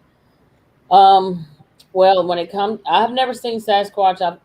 Well, I have seen things in some of the pictures that look like more of a humanoid type Sasquatch face. I have a couple of pictures that have something like that in there, but I do know how to see dogman more clear, or mentally to see them more clear when you're looking at a picture. I know that when it, whether it's Bigfoot or Sasquatch, Bigfoot, Sasquatch, or dogman, or wolf people, whatever you want to call it, usually, no matter what, no matter if they're covered or hiding behind foliages, trees, bushes, whatever, they are usually the darkest thing on the picture. So even though they're Mm-hmm. cloaked somewhat or hiding somewhat, they still stand out. It's usually a darker area in that photo. What you want to look for when it comes to looking for dogman in pictures is that you have to, sometimes you're going to have to look back 2 or 3 times. There's been times that I've looked at my pictures and I saw something there, and then later on I didn't see it there, or I saw something else in that picture later on that I didn't see the first time. So when it comes to these things, they're masters of disguise and hiding and camouflage. But when it comes to Dogman, they're not all the same. Not all of them look like the black German Shepherd type that you usually hear reported, and not all of them look like Anubis. What you're going to need to look for the most part, and this will not always be visible depending on how much cover there is, look for the snout. When you see the snout, depending on how big the head is at that moment, it should help you to be able to gauge where the eyes. If the head is this big, then you can't put the eyes all the way over here. You got to put the eyes in. Y'all understand what I'm saying? In Mm-hmm. reference to the size of that head. You can't put the ears right here for a head that big. It's got to be somewhere like this. And then you have to look for the snout. Now, don't expect to see a whole body because you're not always going to see the whole body. But look for the darkest thing in the picture. And also make sure when you're looking for this, make sure that it's not pareidolia. Sometimes it's going to be pareidolia and you're just not going to be able to tell the difference. It's just Right. simple as that. What do you got to say about that, Krista and Erin? Yeah, I would 100% agree with you, and same thing, even with ghosts, taking. I think you need to look at your surroundings too, and as we touched on earlier, in the paranormal world, you always take three right together, three pictures, Mm-hmm. Yes. so if if something's there in this one but it's not in this one, well, you might have a little something there, or just pay attention to what is around you when you are taking pictures, be it paranormal or cryptid, so you can go back and have a reference for something too, if need be. Well, and Okay. also my thoughts would be too, and I know Krista, you would agree with this. Don't give up don't give up your senses. You know, if Right. you have that hair standing on, back, stand up on the back of your neck, or you feel just odd, take pictures because you never know what you're Hmm. going to see. And, it could be, 12 o'clock in the afternoon and you're eating a Absolutely. sandwich out on your back porch. But, you need to really kind of we forget how to work with our own body and our own senses way too much. We're so just watching and waiting for things to pop out. We're so stimulated anymore by activity. We're so stimulated by instant gratification. Sometimes we need to Absolutely. actually sit outside and listen to the leaves blow in the wind. I mean, when was the last Absolutely. time a lot of us have sat there and listened to the leaves blow in the wind, or listened to the rustle of just, something small, like a little, like a squirrel rustling around? I think that if you do things like that, and then you just take the time to go in the woods and just sit and listen, you will hear all of the differences again, because you're going to retrain yourself, to be listening for that. And I think it's the same with taking pictures. If you I agree. feel something, take lots of pictures. Don't just go walking around and waiting for something to jump out. That's my thought. I agree with you. Al responded back to me, asked him earlier because I wasn't sure. So Al Santoriga, his group is the Bronxville Paranormal Society, the New York State UFO Project, the New York Sasquatch Organization, the New York State Dogman Project. Those are all of his groups. Cool. And so he's one of my friends on the inner circle, and I really have a lot of respect for Al and his group and shows. And not, like anybody who I have on the shows, I always like kind of welcome people to when you come to the group. I mean, feel free. I'm not one of those groups that say only promote your show or your channel on this day. I don't care about that. Share it whenever you want to share it, as often as you want to share it, because it's all about getting the word out there. People need to get Right. over egos and stuff like that. I'm gonna have y'all back on again. For sure. Love it. Love it.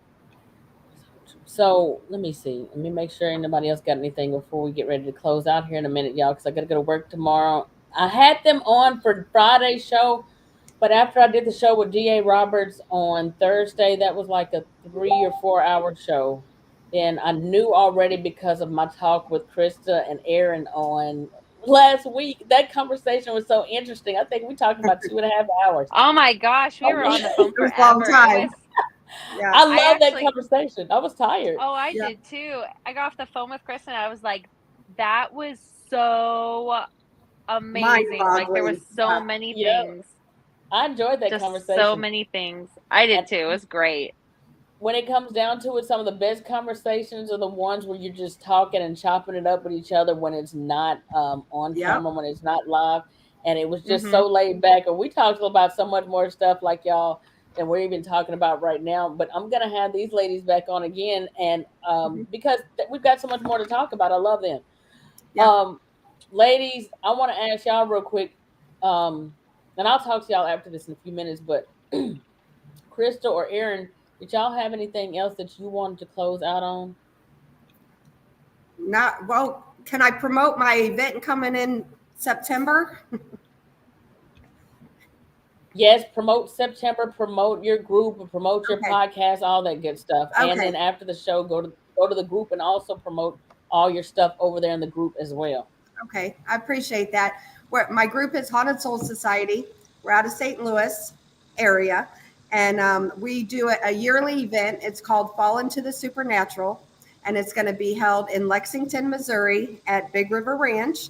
And it is September 23rd and 24th. We have speakers from Tom Cardos is leading the Sasquatch hunt, and he's going to talk about Sasquatch.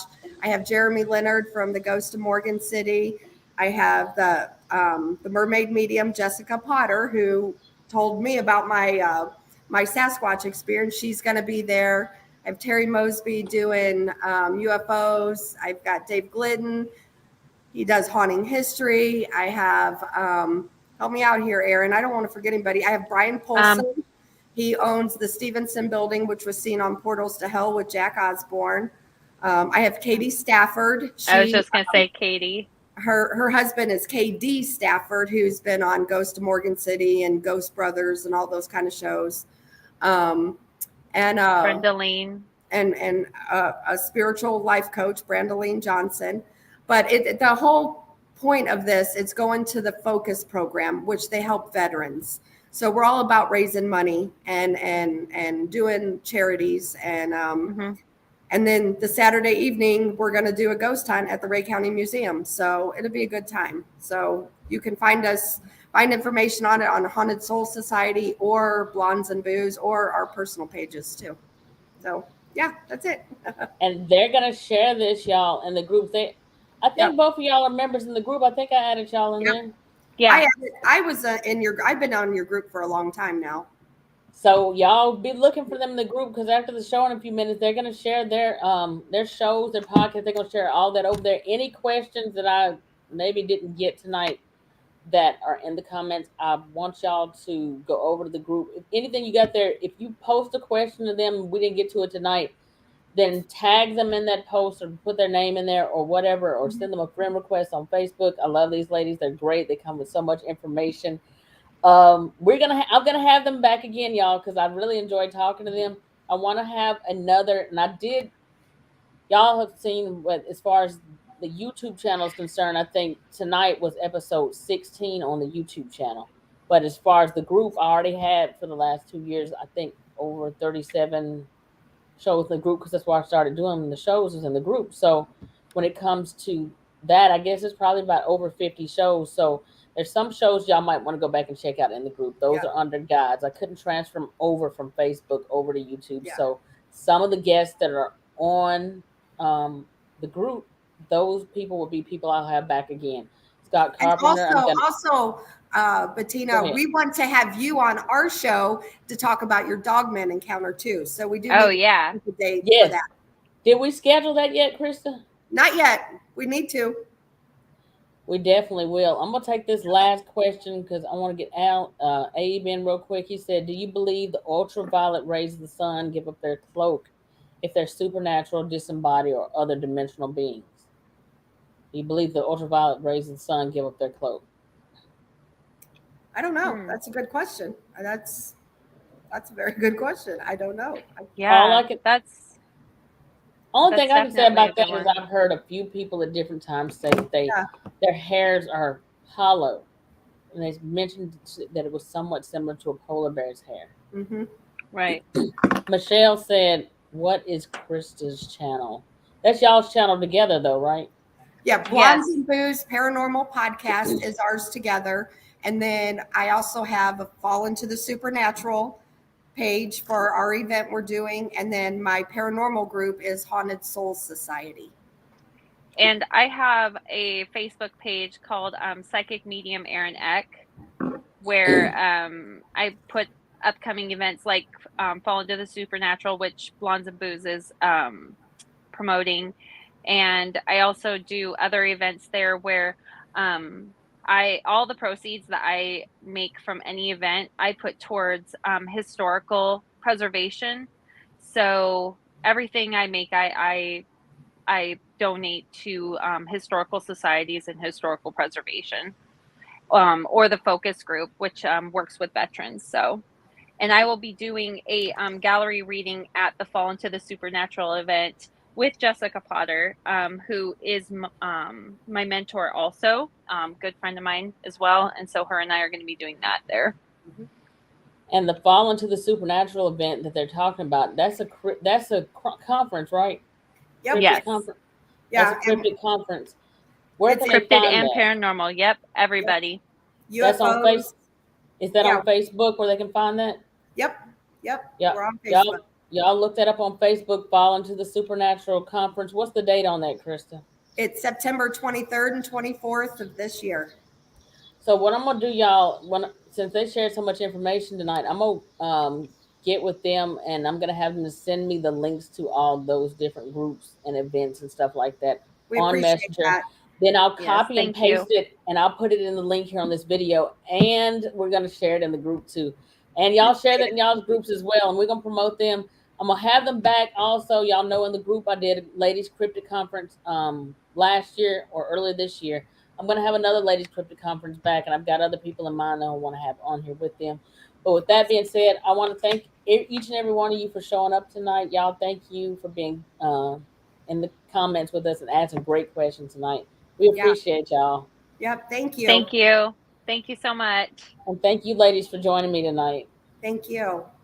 All right. We'll talk to y'all later. Good night. Good night. Good night.